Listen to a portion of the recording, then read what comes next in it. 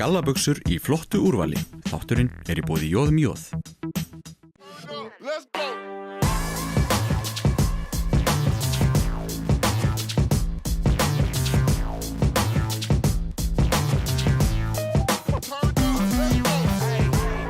Já, komið sæl og velkomin í taktíkina. Boltinni byrjar að rúlla, öllu heldur pökkurinn í þessum þætti. Við ætlum að fjalla íshokkí og hingað til mín í setti komið með herra hockey, sigursælasta hockeyleikmann, allra tíma hérna á Íslandi, get ekki sagt það. Velkomin, Siggi.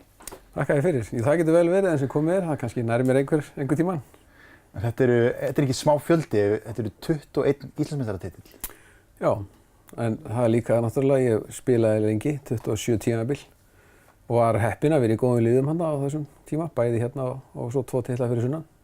Ánsveg ætlum eitthvað að draga fram hversu gamall þú ert, en þú manst að þeirra var annað útisvell heldur en þessu útisvelli sem var byggt yfir. Já, ég byrjaði hérna á útisvelli sem var í Hafnarstrætinu, 82 eða 3 og síðan færðum við okkur hann inn á Krókhyrina 87 og síðan var byggt yfir. Þannig ég þekki þessi bæði svell. Sko, maður getur ekki ímyndað sér það, þessi umbylting að fá yfirbyggt svell, hún hlýtur að hafa verið rosaleg. Já, hún var það. Þetta var alveg ótrúlegt. Það var svona tekið í þrepum. Okkur þótti þetta mikil tækninýjung og auðvitað mikla framfæri þegar við fengum velferðarsvellið. Það var auðvitað orðið mjög erfitt að glíma við viðguðuna. Við vorum alltaf að missa svellið og við getum ímyndað hvernig það var þegar við vorum ekki með velferðarsvell. Og auðvitað lagaðist þetta 87 með velferðarsvellinu en síðan var það orðið mjög erfitt. Veðurfarið hefur breyst. Og óstöðuleikinn var orðinn svo mikill að það var ofsalega erfitt að halda þessu úti, þannig að við skautum í fyrsta skiptið á aðfangadag 1999 í höllinni og hún var svo vígð þarna árið 2000. Það var alveg jól það árið? Já, heldur betur. Þetta var æðislegt, sko. En hvernig var með svona ójöfnur og svona útisvelli? Voru þær ekki töluverðar? Nei, það bara kannski þegar maður skautaði líka á tjörnunum. Það var alls konar ís þar sem að gera sér að góðu, en það voru alveg til græir, svona ísheflar, svona aðeins frumstæðir en við erum með núna. Við notuðum þá til þess að slétta svellið, sko. En hvernig var þetta þegar þú ert fyrst að byrja að mæta? Yngri flokka starf var eitthvað svoleiðis eða hvernig voru æfingarnar? Já, þetta var alltaf stopult. Það voru alltaf fullt af krökkum að æfa og það voru engin leikir. Það var samt þegar það var alltaf erfitt að púsla því saman við Reykjavíkurliðin og með hvernig veðrið var. En það voru æfingar yngri flokka, en maður byrjar að æfa í meistaraflokki samt, það með fullorðnum svona 12 ára aldurinn. Já, einmitt. Það breyst mikið síðan. Hvernig var harkan þá, fyrir 12 ára gutta að mæta á æfingum meistaraflokk? Jú, það gat að vera erfitt en örugglega skemmtilegt að maður lærði á því og svona harnaði eitthvað við þetta örugglega. En hvernig var það þegar þú ert að velja þessa íþrótt? Nú eru aðrar íþróttagreinar líka í boði þarna á þessum tíma og þar verið að spila og keppa í leikjum. Hvað var það við hockeyið sem heillaði þig? Já, þetta lá beinast við, þetta var í innbænum, sko. Og maður vildi nú helst ekki fara út úr innbænum nema í algjörri nauðsyn. Út úr innbænum, þannig að þetta var auðvitað. Og svo voru allir í hverfinu í þessu og systkini mín voru og nágrannarnir og þannig að þetta var bara, leiðin lá bara þangað. En nú er þetta svolítið búnaður sem þú þarft. Þetta eru skautarnir og allar þessar brynjur og kylfar náttúrulega. Hvernig er þetta þegar þú ert að byrja? Fékkstu allar þennan búnað eða byrjaðir bara á skautum? Já, þetta bara eins og maður byrjaði með það sem var til og eitthvað á eldri systkinunum og svo auðvitað keypti maður notað og það voru einhverjir að selja hérna í bænum. Vöruhús Kea var að selja eitthvað á sín tíma og maður, það var ekkert mál út við að galla, sko. En fyrsti Íslandsmeistaratitilinn sem að þú vinnur, hvernig, ef þú segir okkur aðeins frá honum? Já, það var 91-92, það var orðið svo langt síðan. Það var alltaf ofsalega skemmtilegt. Mér minnir að við unnið þann titil á útisvelli, sko, á útivelli fyrir sunnan. Og það var alveg frábært fyrir okkur að fara að keppa þar. Þeir fengu nýja svelli í Laugardalnum. Þeir gerðu eins og við, það er að segja þeir byggðu síðan yfir velferðarsvelli sitt þar. Það var alveg frábært, sko. Það var alveg ótrúlegt að koma í Laugardalinn og fara á nýja svelli þar. Við vorum með flotta búningsklefa og eitt og annað sem við vorum ekki með hérna. Við vorum bara í gömlu skúrunum, sko. Já. Þannig að ég man eftir því, þetta var ofsalega skemmtilegt, sko. Og þarna setur ákveðin tóna því að þegar þú byrjar að vinna Íslandsmeistaratitilinn þá er bara ekkert sem stoppar þig. Nei, við vorum alltaf með mikla yfirbyrði þarna á þessum árum. Bæði höfðu við fengið velferðarsvellið aðeins fyrr, heldur en þeir, þannig að við svona komum með ákveðið forskot inn í móti. Og við svona héldum því og höfum nú kannski sumir til haldið því alveg síðan, sko. Hefðin hefur verið sterk hérna. Svo þarna 98 þá skiptirðu lið og ferð suður og þá vinnur SR. Já, þá fer ég og reyndar, þetta voru nú 3 eða 4 sem fórum sko, þannig að fórum þá suður í skóla og þá unnum við með Sköttunalega Reykjavíkur þá 99 og 2000 og svo kom ég aftur heim og hélt áfram þá að vinna hérna með SA þar til við stofnuðum Narva. Nokkrir strákar hérna úr liðinu sem heldur voru gamlir hérna í kringum 30 og hérna stofnuðum Narva og héldum út í því liði í 2 ár. Af hverju Narvi? Narvi frá Hrísey meira að segja? Já, okkur vantaði eitthvað hérna svona á staðnum og eitthvað svona sem væri hægt að hérna, það er erfitt að stofna nýtt íþróttafélag, það er auðveldara að stofna deild innan íþróttafélags og Narvi var svona mátulega nálægt okkur og þeir voru svo almennilegir að leyfa okkur að stofna deild. Þannig að þetta var svona, já, ýmislegt hagræði sem hélst í hendur. Voru margir Hríseyingar í þessu liði? Nei, það voru ekki margir Hríseyingar, alls ekki sko, en þetta var bara skemmtilegt. Við fengum að nota logoið þeirra og síðan eftir að viðrunni þessi kjarni hérna hætti þá voru nokkur strákar fyrir sunnan sem héldu áfram 2 ári viðbót með Narva. Árum þetta laðist af, eða minnst út í dvala, kannski kemur Narvi aftur. Já, vonandi. Hver veit. En það hefur nú eitthvað kitlasamt egóið að vera leikmaðurinn sem fer suður, þá fer SR að vinna og koma svo heim aftur og þá fer aftur heimaliðið að vinna. Þú hlýtur, já við hljótum að geta gefið þér einhvern smá kredit fyrir þetta. Ég veit það ekki. Ég þekkti náttúrulega ekkert annað, við unnum bara alltaf. Meiningin var alltaf að vinna, þannig að ég var í rauninni, þetta var bara, svona hafði þetta alltaf verið. Þannig að það þótti ekkert ofsalega merkilegt, það er miklu meiri kannski keppni svona í seinni tíð sko, þetta verið kannski aðeins jafnara. En síðan erum við búin að vera ágætis svona ferilinn voru góður undanfærið, við erum búin að vinna núna 8 síðustu 10 árum. Þannig að það er ágætis rönn núna. Þetta er gríðarlega mikið víg og þú skilur við liðið á mjög góðum stað. Já, þetta er alveg bara frábært. Við höldum alveg áfram ótrauðir og verðum áframandi sterkt lið á næsta ári. En þú ert ekkert alveg búinn að stimpla út, þú ert búinn að leggja skautana sjálfa á hilluna? Nei, ég er auðvitað alltaf eitthvað viðlóðinn svona og eitthvað að reyna að hjálpa til og svo á ég auðvitað 3 krakka sem er í þessu fulli núna og maður fylgir þeim, þannig að maður eyðir heilmiklum tíma í höllinni. Ég hef verið aðeins meiddur sjálfur, þannig ég hef ekkert getað að spila í vetur eða æft ekki einu svona í Old Boys. En ég kem vonandi inn í það á næsta ári, held þannig áfram eitthvað. Nú búið að fresta treyjunúmerið þitt, en krakkarnir, þau með að nota það? Já, það er umsemjanlegt sko, já. Ja, sko, þetta er allan í kallaflokknum, já. Dóttir mín hefur spilað númer 13 og heldur því áfram og tók við því númeri af móður sinni, þannig að það var eðlilegt. En síðan kannski styttist í að eldri strákurinn minn fari í meistaraflokkinn og kannski færa númerið. Og þau eru gríðarlega efnileg og hún er að spila dálítið merkilegan leik núna í kvöld. Já, það er gaman að segja frá því að kvennalandsliðið, þær eru núna út í Rúmeníu og það er heimsmeistaramótið byrjar þar í annarri deildinni í dag, þannig að fyrsti leikurinn er klukkan 5 sem verður fyrsti landsleikurinn hennar og þá verð ég límdur við skjáinn. Akkurat. Við ætlum að taka smá hlé hérna, kíkjum yfir í örstuttar auglýsingar. Komdu og sjáðu vorlínuna frá Bertoni. Þátturinn er í boði Djós.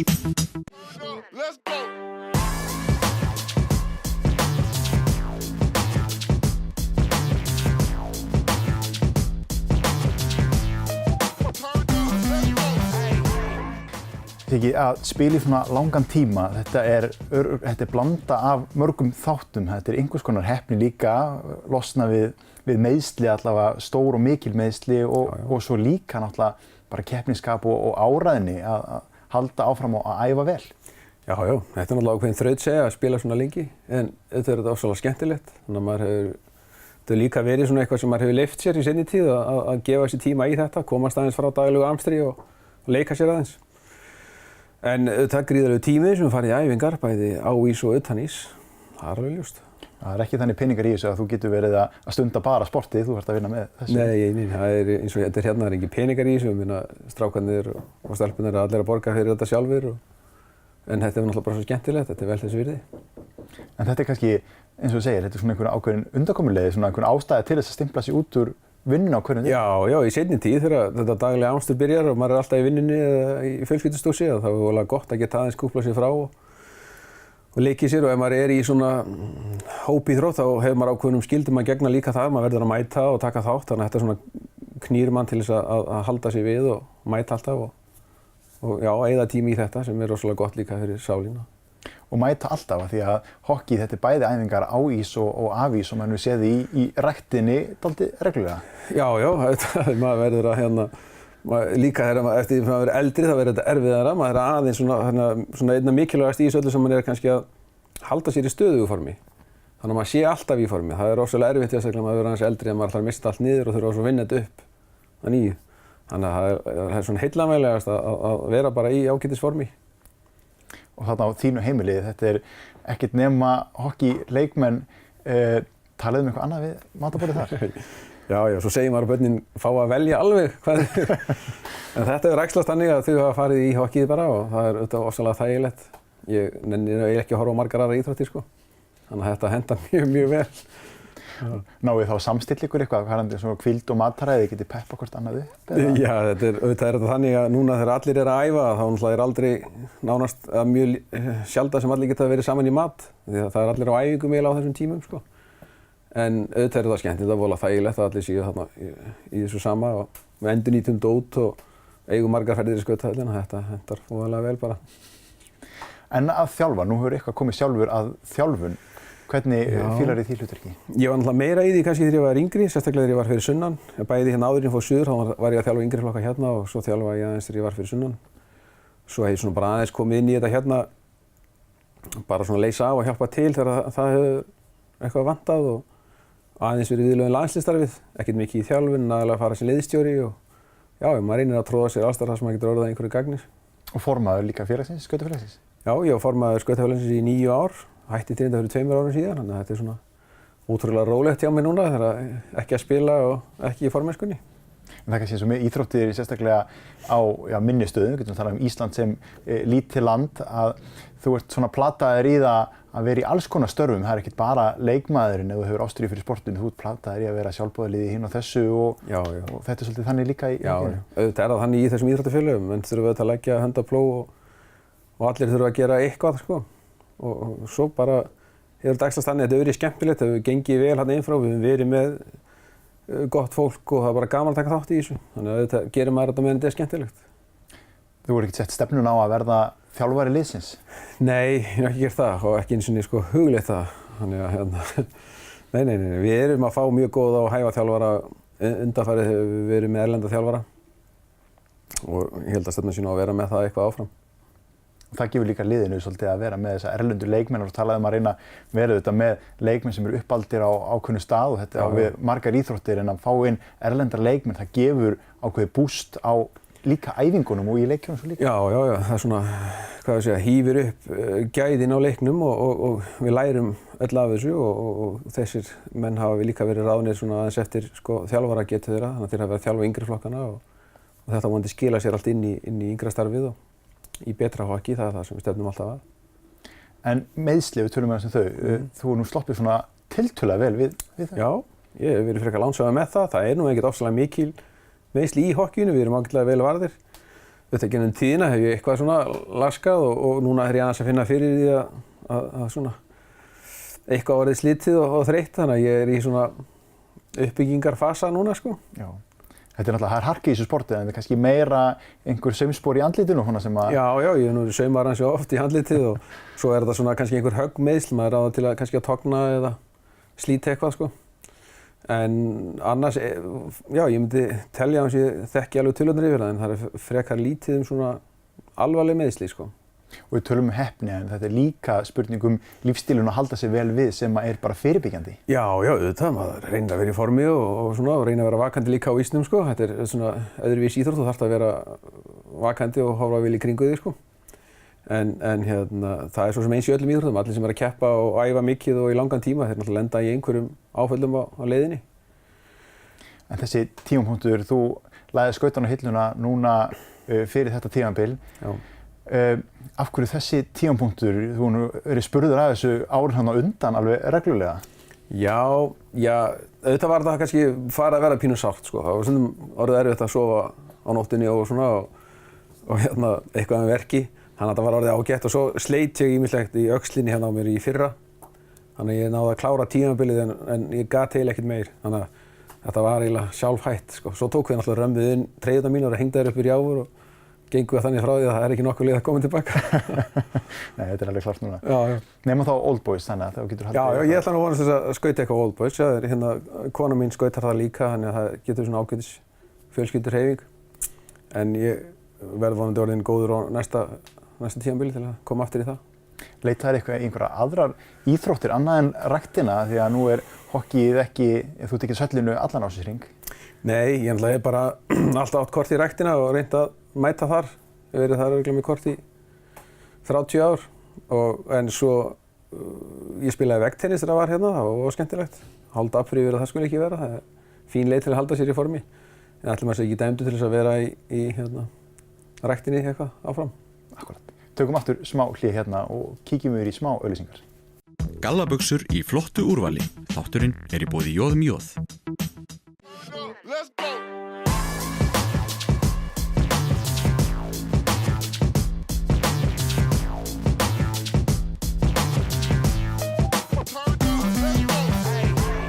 Það komið að síðasta leikhluta í þessu hokkíspjalli hjá okkur hér. Við erum alveg búin að komast að því að þú hugsar mikið hokkí og pælir mikið í því og verið náttúrulega formaður líka. Ef við pælum bara hokkí á Íslandi, þetta eru alls konar sveiflur, við höfum séð þetta fara niður í mjög fálið, við höfum séð liðum fjölga og svo aftur fækka. Hvernig sérðu fyrir þér svona næstu skref í hokkí á Íslandi? Já, eins og þú sagðir, þetta hefur gengið í svona heiðum og lægðum. Við höfum ákveðna stöðuleika hér og staðan eiginlega orðin sú hérna að það er allir flokkar meira og minna alveg fullir og jafnvel komið biðlisti í einhverja flokka, þannig að en fyrir sunnan hefur þetta gengið svona heiðum og lægðum. Það er svona blikur á lofti að það sé svona í uppbyggingafasa þar núna. Við höfum gengið í gegnum það að eins og stofnum fjórða lið svo á Narfi og síðan kom Esjan í 3 ár. Einhvern tímann voru öll liðin 3, það er að segja Skautafélag Akureyrar, Skautafélag Reykjavíkur og Björninn með A og B lið, þannig voru 6 lið. En einhvern veginn fellur alltaf aftur í þetta form að við séum orðin 3 lið sem helgast náttúrulega því að við erum með 3 svell á landinu. Það virðist vera erfitt fyrir fjórða liðið að svona skjóta rótum inn í einhverja af þeim höllum þar sem hin liðin eru með rætur. Skiljanlega, vonandi kemur ný skautahöll og þar mun þá klárlega koma nýtt lið. En það er kannski mitt lykillinn að því að það komi nýtt lið, að það komi önnur höll. Við erum búin að ræða það að aðstæðan, hún hefur batnað mjög mikið frá útivisvelli, að sjálfsögðu, en það þurfa náttúrulega allir tíma og það þurfa yngri flokkarnir, þeir þurfa líka sinn tíma á svelli. Já, auðvitað náttúrulega, þetta er býsna vel nýttar hallirnar því að auk íshokkísins þá eru þetta listlöpsstunda líka og krulla og svo er þetta leikt út til almennings. Þannig að það er auðvitað mikið álag á þessum höllum og þær eru býsna vel nýttar, þannig að auka lið inni lendir alltaf einhverjum árekstrum og getur verið erfitt og ég veit alveg að Esjan lendi meðal annars í því, það er erfitt að koma inn fyrir sunnan og glíma við þá sem fyrir eru og reyna að koma sér fyrir einhvers staðar sko. Þannig að eðlilega, það þarf bara að koma ný höll og vonandi gerist það á næstu árum. Ættu hún að koma fyrir sunnan eða bara einhvers staðar allt annars staðar? Já, auðvitað væri það alveg frábært ef það væri hægt, ef það kæmi einhvers staðar fyrir austan eða vestan eða eitthvað, það væri náttúrulega algjör draumur sko. En svona raunhæft þá er líklegast að það kæmi einhvers staðar á suðvesturhorninu, kannski á Suðurnesjum, vonandi. En svona uppbyggingin í þessu eins og í yngri landsliðunum, þú þekkir það nú líka, hvernig staðan á þeim í dag? Já, það er bara ágætis gangur, það er mikið má vera til þess akkurat þessum orðum tölum. Undir 18 landslið okkar var að klára keppni í Búlgaríu í gær, lenti þar í öðru sæti í 3. deild, við vorum reyndar að vonslaus að vinna þetta og komast upp, en strákurinn stóðu sig engu síður mjög vel. Og síðan kvennalandsliðið að hefja keppni í kvöld, karlalandsliðið að fara út eftir held ég 2 vikur. Og þetta náttúrulega gerir það verkum eins og hjá okkur. Við erum með ansi marga landsliðsmenn í öllum þessum liðum, þannig að það er gríðarlega mikið að vera hjá okkur í Skautafélaginu þó að þetta séu landsliðsverkefni. Það er ofsalegu fjöldi af fólki frá okkur þarna að keppa og nánast allir þjálfararnir okkar, þannig að þetta er alls konar púsluspil og mikið að vera í þessu. En hvað maður sér fyrir sér í framtíðinni, við vonum svo þetta bara til þess að þetta verði alltaf á svona hægri uppleið, við verðum alltaf aðeins betri með hverju árinu. Og það virðist nú vera að þetta er í magna hvað þetta er að skila sig mörgum góðum hokkileikmönnum, þetta er fámenn deild hérna heima en samt eru landsliðin að ná langt og svo sjá til dæmis eins og Continental Cup og SA fer langt þar. Já, það var náttúrulega ofsalega skemmtilegt ævintýri. Já, þetta er náttúrulega alveg frábært.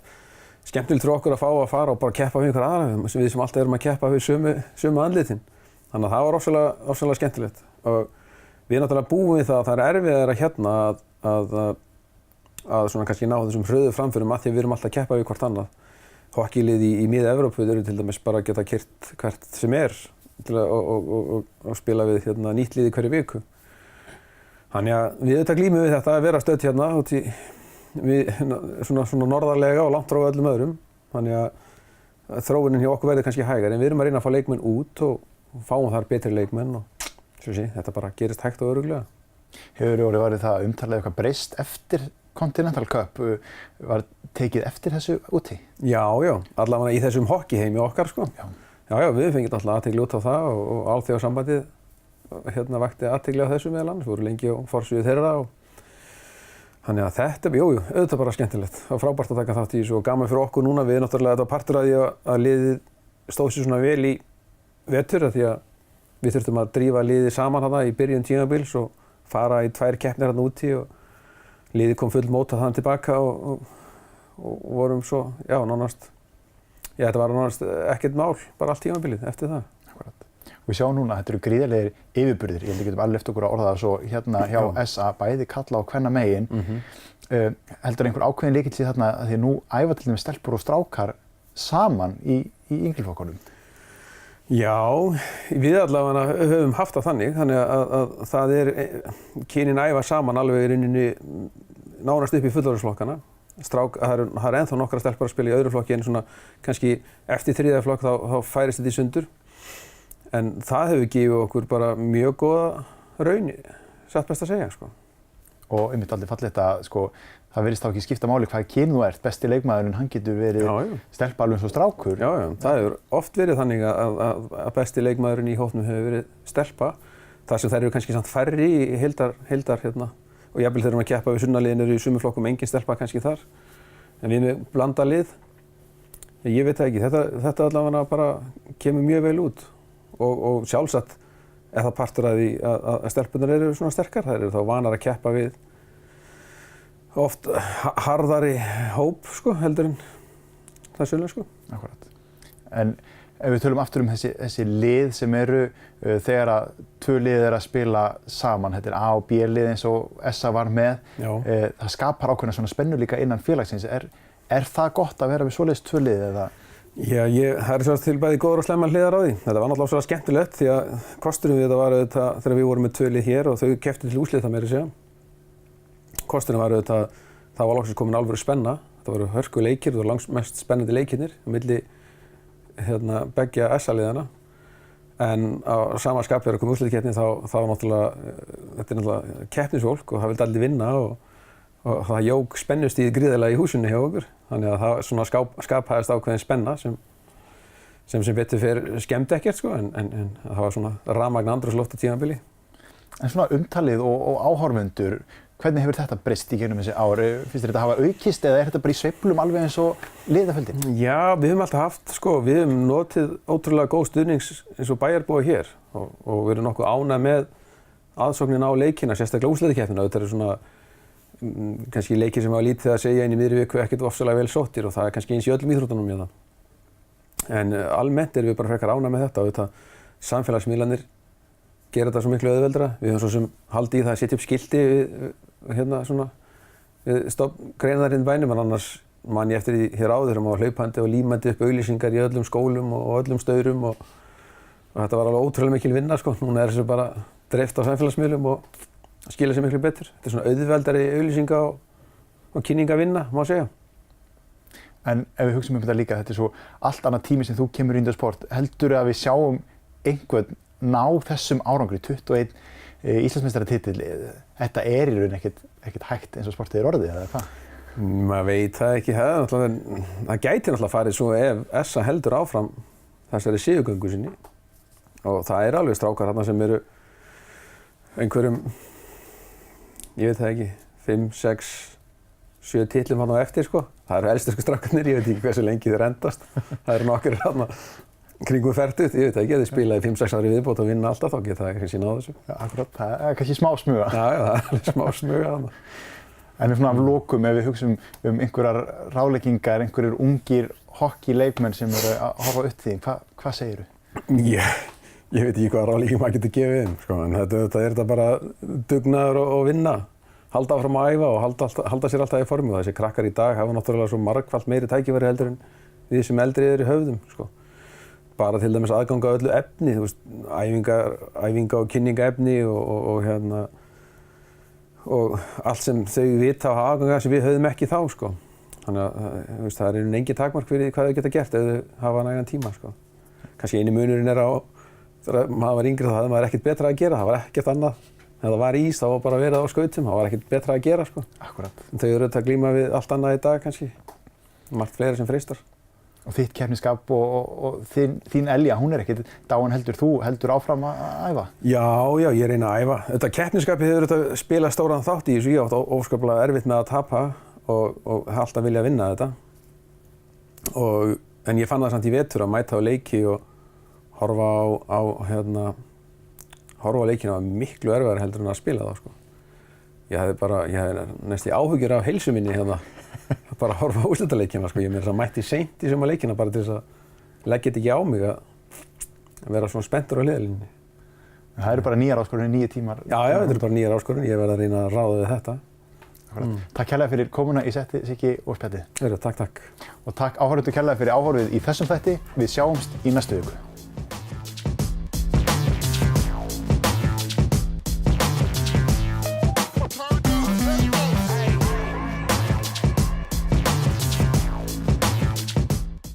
Komdu og sjáðu vorlínuna frá Bertoni. Þátturinn er í boði Djós.